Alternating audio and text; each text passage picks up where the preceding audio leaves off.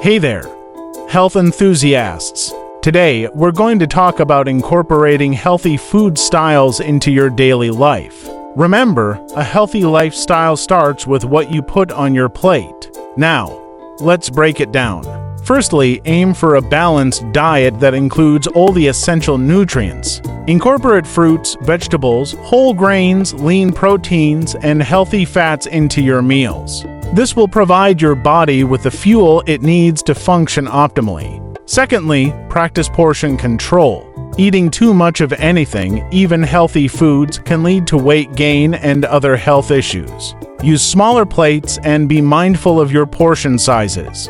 Thirdly, stay hydrated. Drinking enough water is crucial for maintaining overall health. Aim for at least 8 glasses a day.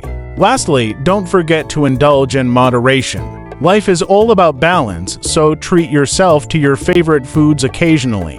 Just remember, everything in moderation. So, there you have it, folks. Incorporating these healthy food styles into your daily life can make a world of difference in your overall well-being. Thanks for tuning in, and don't forget to follow and subscribe for more health tips and advice. Cheers to a healthier you.